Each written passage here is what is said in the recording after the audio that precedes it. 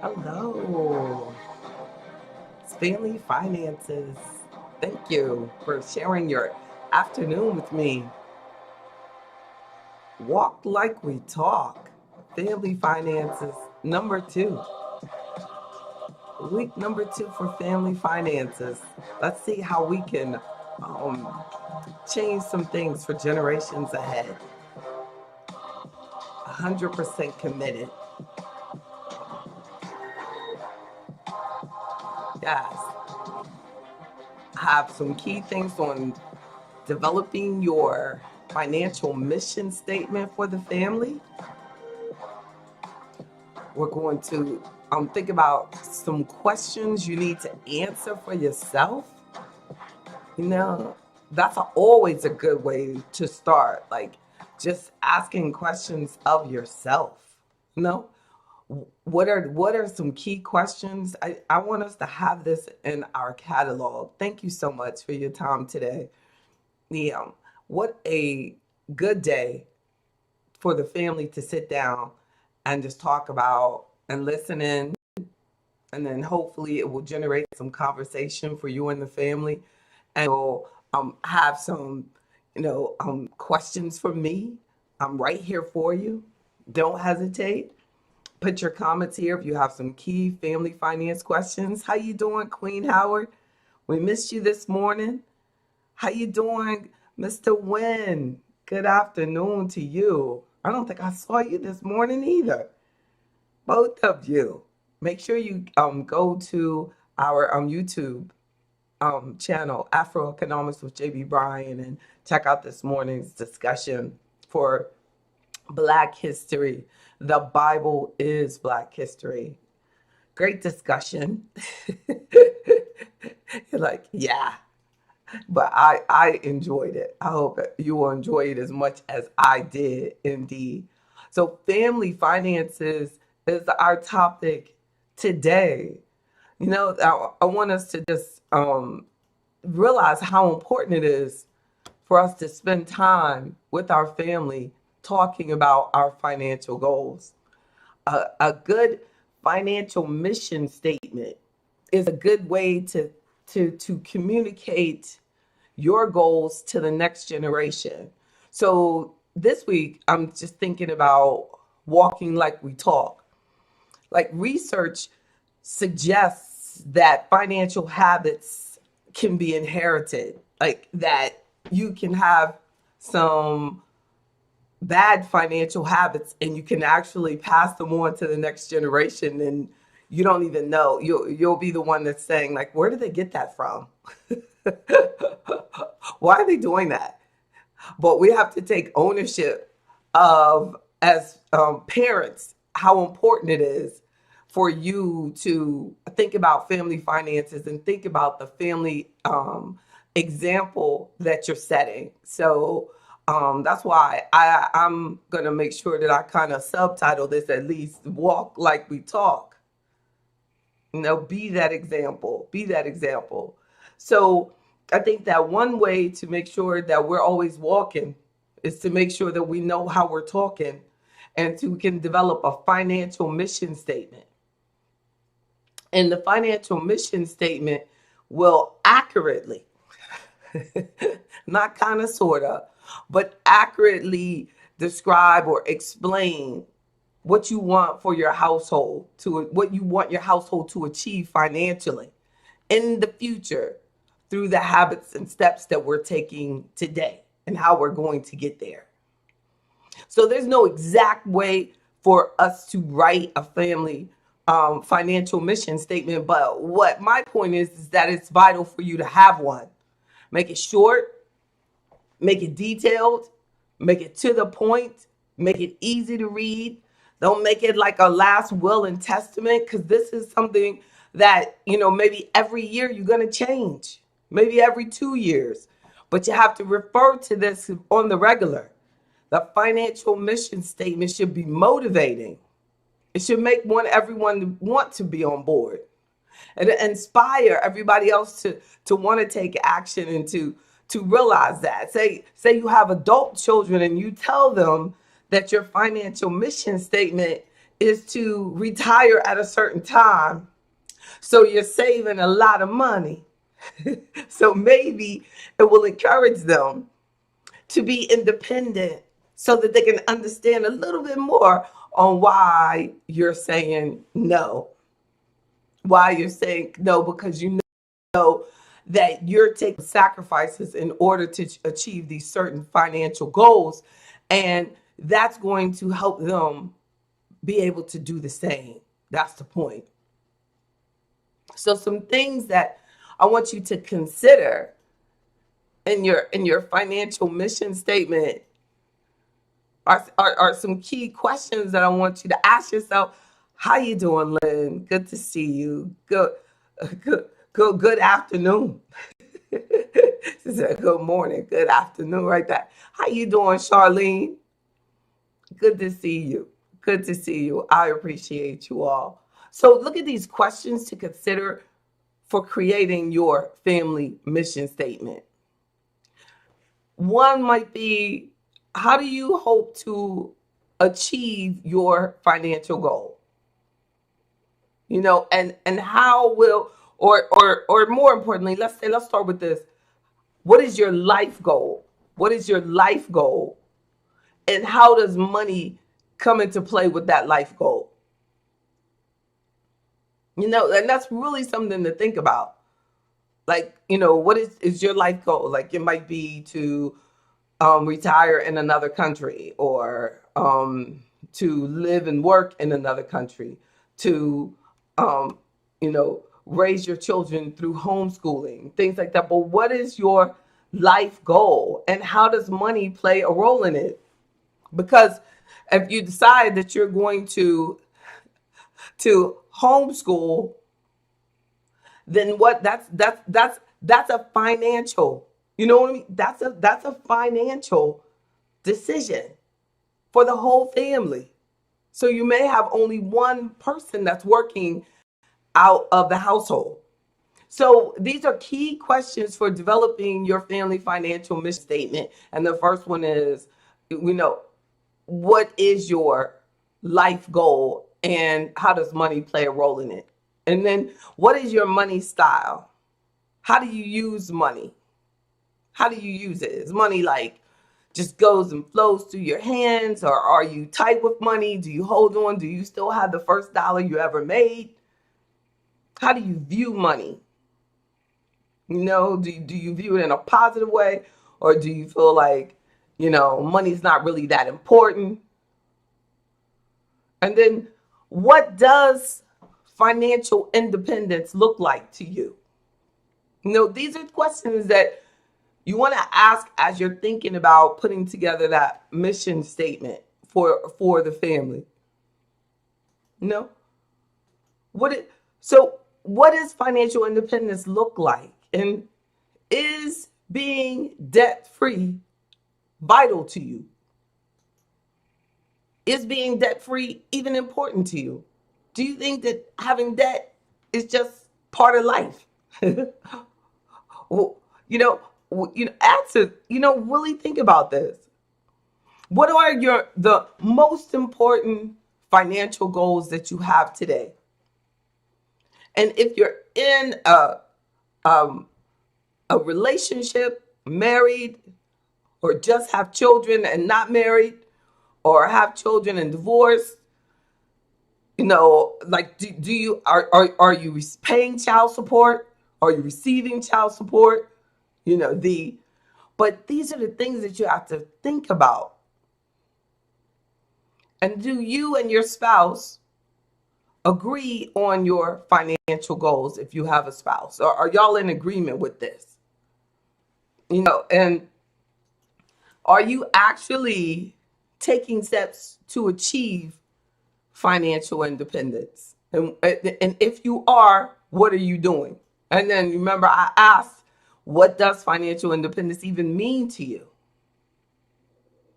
So first, in order to create this financial mission statement, I want you to think about those questions, because I want you to start thinking about, what really matters.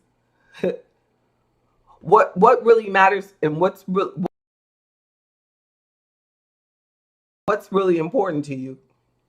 This statement, your financial statement, in order to make it as powerful and simplistic as possible, because simple can still be powerful because you're getting right to it. You know, determine the financial opportunities or challenges that exist. And then focus on what you're going to do to take advantage of those opportunities or to solve the problems. And then define, and all this in your financial, in your family financial statement, and then define your values and determine how you're going to use your value system to achieve your goals. And then finally, you'll be able to put it all together. No? So we got to determine where you are. We got to focus on how we're going to solve them. We're going to determine your values and what you're capable of, how much sacrifice you can make. If you can't, what you're going to do. Is sacrifice required? What kind of changes are going to take? And then you put that statement together. Because some of the, and you all tell me, the reason that this topic is important, because there's most of the time, the family, your financial goals are never really shared with the next generation. No, so as the person is like dead or getting near, or near the deathbed, then all of a sudden the family starts saying, what are we gonna do about mama? What are we gonna do about dad? What are we gonna do about mama and dad? So then mom and dad get like paranoid. And then you're like, why do I talk to them? Well, it's because we're starting the conversations way too late. So if you start the conversations with your own children a little bit earlier, because you can't really control your upline that much. Because if they were the ones that didn't really want to talk about it, or will tell you, on a need to know, on a need to share basis. So, if they were like that, then you can't change that, but you can change your own behavior and communicate with your children. Communicate. I didn't even want to say differently. Differently was like in my mouth, and I was like, don't even say that. Because the key is really start communicating. This discussion, family finances, is about just motivating us that it's cool and it's very important for us to communicate more. Because, some of the, we're repeating like the same mistakes. Like, I never knew that it's a common mistake that when people have babies, they spend too much money. Did you all know that? Like, that is, I thought I was the only one. I thought I was only one who who just had, when I had my daughter, I was just going out and buying everything, and no one had warned me. So I hope that if you have a child that is about to have your first or second grandchild, tell them, don't spend too much money on the new babies. Don't spend too much money on that. Right? That's right. Ms. Simmons said communications can solve so many issues. Indeed. So so these are some of the common mistakes that parents make with their money. Going out, just going all out with baby purchases. Been there, like, the super duper strollers. So I can only imagine now, because those strollers were like almost $500, and that was like years ago. So those strollers probably now, they got Bluetooth, and you can put things, they're probably getting near to 5,000, close to $1,000, because they were near 500 then. So about $1,000 for a stroller. Come on. Don't do it. Don't do it. Don't do it. Yeah, we spend too much. Like, these are those common, right. And the clothes that they're only going to be able to wear for a couple of months. Yeah. I could have taken that money, just invested or just saved. It's still be ahead. They'll have some, they need, there's always something else that they need. Now, so you can't even say like you could have taken the money, invested it, and would have never needed it. No, but there was something definitely more important, because it's very important at that age to really focus on having that emergency fund so that if something happens and you don't want to have to work, or if you have to do like I did, I had to work less. I had to cut my schedule a lot. So my income was a lot different. So don't overspend on your children. Don't overspend on babies, and then don't live beyond your means. These are, the learning how to follow a budget. Show your kids that you have a budget. And no, we can't do that until next month because our budget for movies is blah, blah, blah. No, we're not going to buy another on demand because our budget is blah, blah, blah. It teaches the delayed gratification to them and to yourself. There's an art to budgeting. There's an art to accepting no. Another common mistake that I just mentioned that goes along the list of mistakes that parents make is not setting up an emergency fund. And then look, failing to have life insurance for the baby. So you're buying all the clothes and the expensive stroller and all this stuff. But if you have an untimely death when the baby's still young, and you don't have any life insurance for them, that's something to seriously consider, making sure that they'll be okay, Not talking, a mistake that lots of parents make, so that's why we're having this discussion, is that parents talk to their children about financial empowerment and financial matters. So some children learn about money only through the mistakes that their parents make. Like, I don't know, one star was, I don't know, it was like a movie star or something like that, and she was just talking about how, when she was young, they would get evicted all the time. You don't want your children to learn, from negative money experiences. Try not to. But when it does happen, make sure you point out that it's wrong.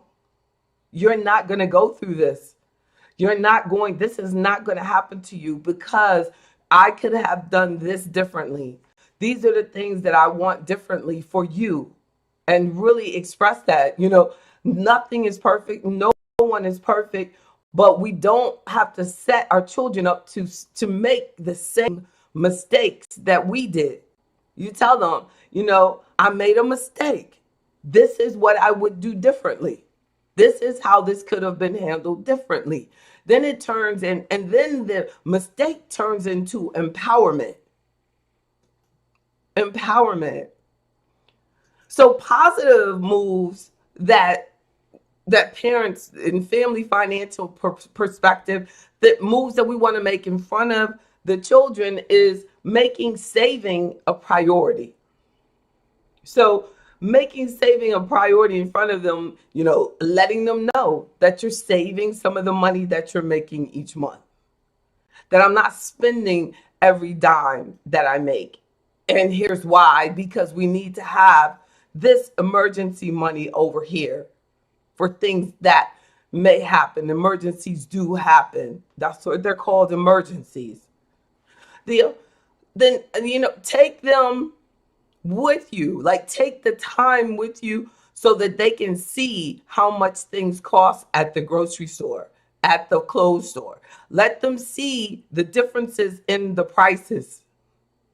This one versus this one, what the differences in sizes, differences in ounces, cost per ounce and things. Just because something is larger now, less necessarily, isn't the best buy.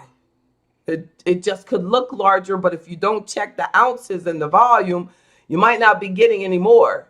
You could just be getting a larger container.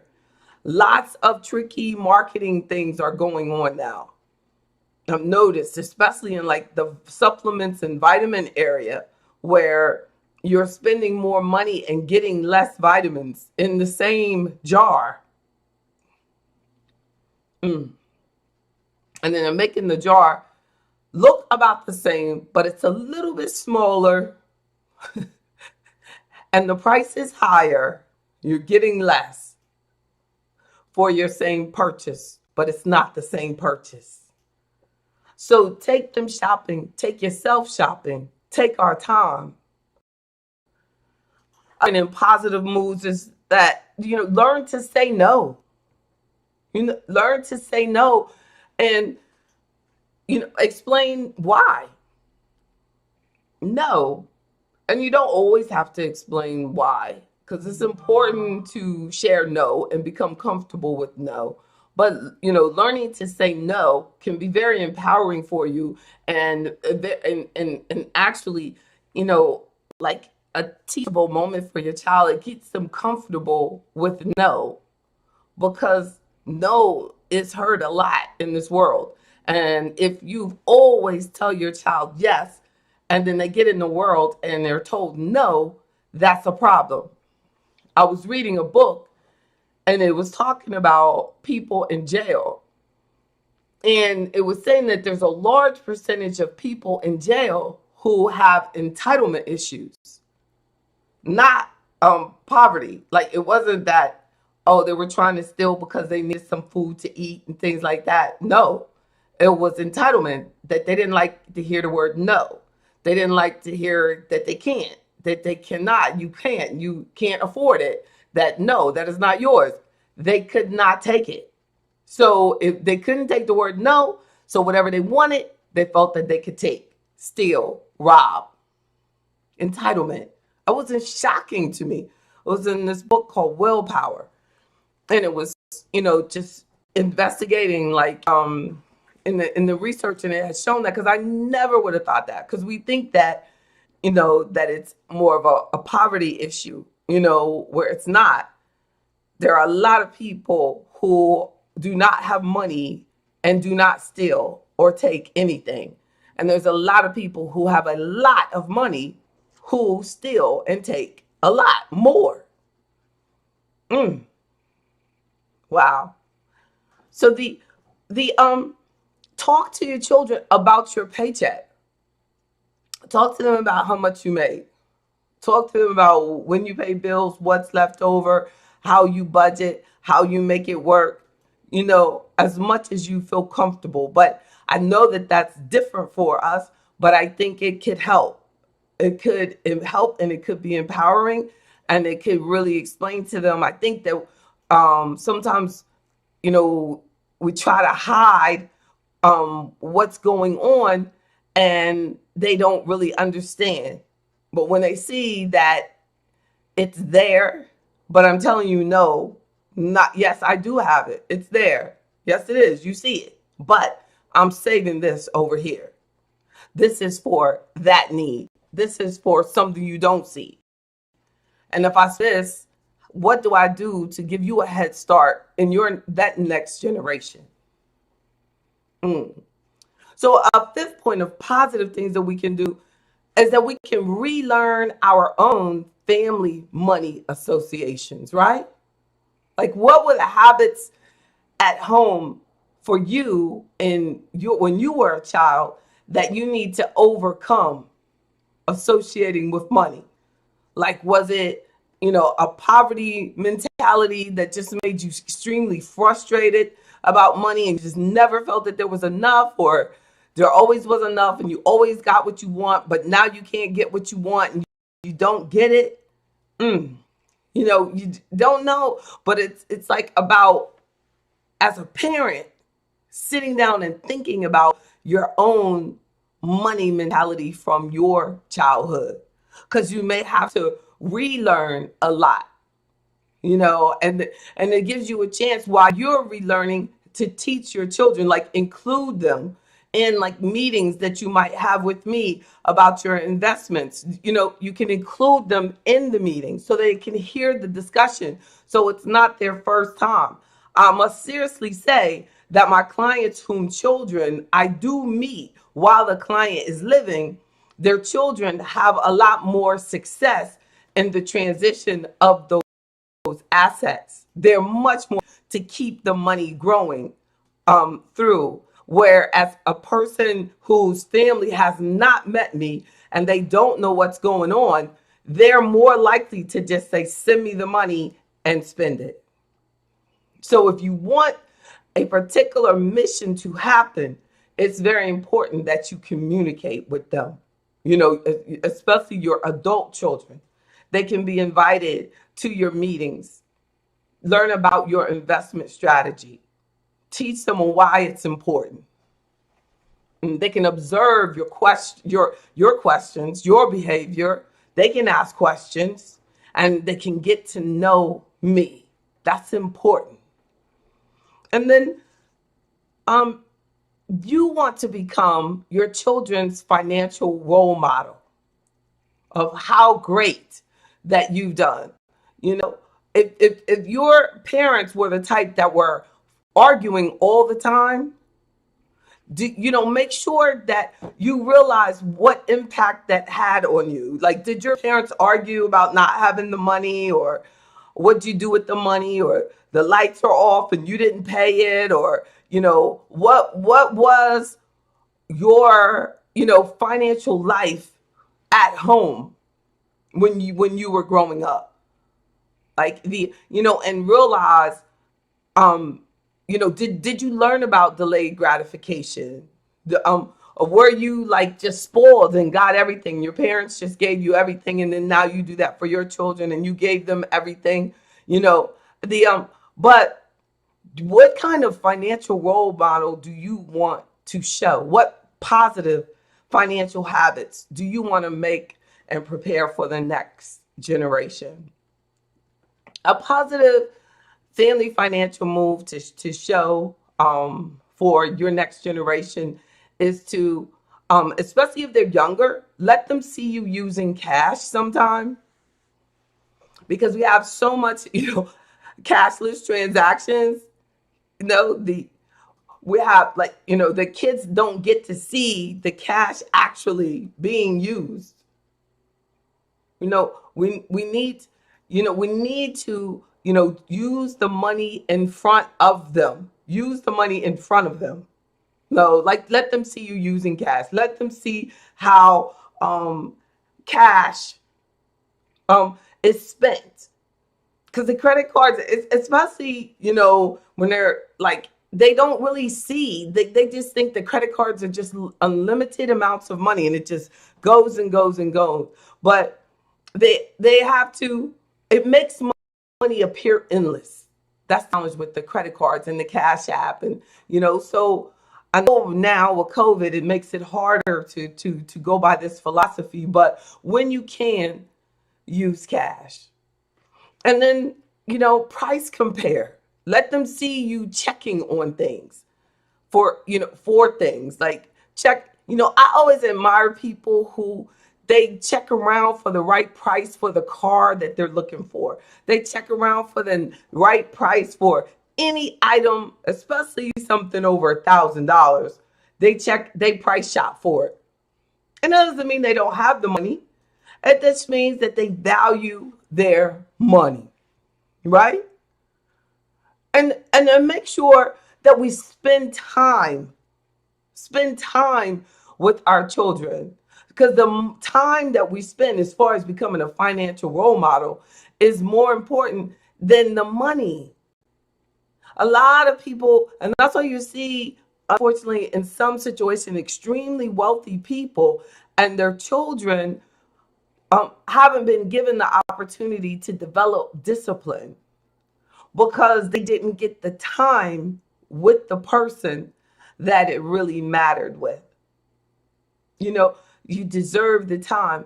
Sociologists found that despite what it seems, and despite the fact that there's so many more people working, But parents that are actually in the workforce are said to spend more time with their children than were spent with children 35 years ago. So that might be because we're trying a little harder, you know what I mean? Because we know these kids need our time. The survey also found that nearly 9 out of 10 parents don't believe that they spend enough time with their children. You know, if we feel that way, I know I felt that way and I changed. My daughter was about 5, and I said, I want to spend more time with her. And I changed my entire schedule and I got more involved. And there was no anybody paying anybody for pick her up from things and stuff like that. I said, I will take this financial sacrifice. But what did that mean? That meant selling some things. That meant changing my lifestyle. And that meant so that I could save and work my business, but also focus on being a parent. So, you know, that is very, you know, we have to realize that they do need us. And we only have one chance. We only have one chance to raise them. One chance. And then, so my 10th point on positive things that we can do is make them earn it. You know, it's easy to just give somebody some money. But if you show your child how to earn the money, or you do this, then you get that. You do this, then you get that. That's the way life is. Delayed gratification. It's a lifesaver. It is a lifesaver. So, and then a final point on some positive things that I can think of quickly is just keep your promises. Keep your promises all the time. Be on time. You know, some people don't think that that really matters, but it really matters from a family financial perspective. When you tell your children that you are going to do something, when you tell them you are going to do it, you have to do it. When you said that you were going to do it. If you're not quite sure that you can't do it, say that I might, I may, I will try, maybe. Let's talk about this again. Something like that. But if you say you are going to do something, do it, because that is setting the framework of them becoming timely people themselves. They have to be accountable. They have to learn to be respectful. They have to learn, and you're showing them this. By giving them respect, they learn to be respectful. We think that, oh, you just have to be respectful because you know, no, respectful is something that you imitate, that you learn. Now, I know that there are anomalies and people that have seen the most disrespectful, toxic environments and come out to be the most beautiful, warm, you know, loving people. But overall, most young people need a loving, kind, honest, thorough, committed home so that they can become that same person and more. They're going to take you on to the next level. They are your future.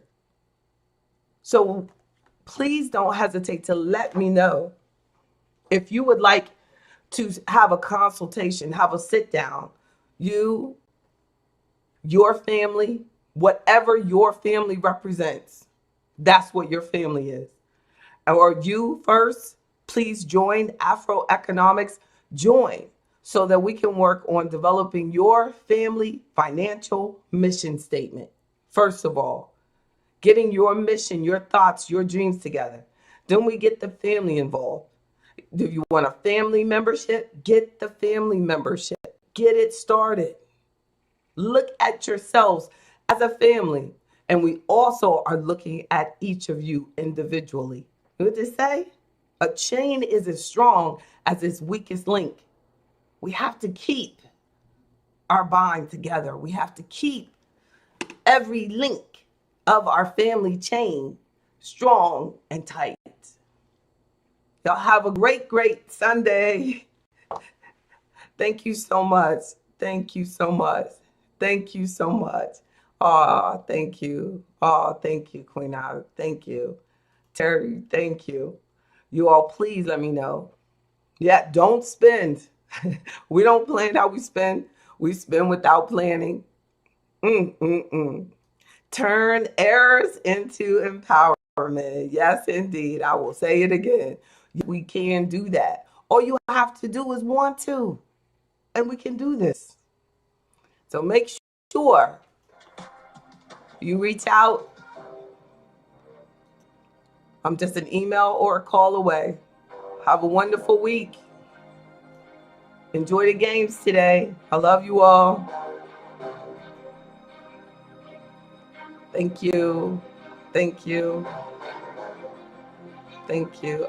Thank you. Thank you.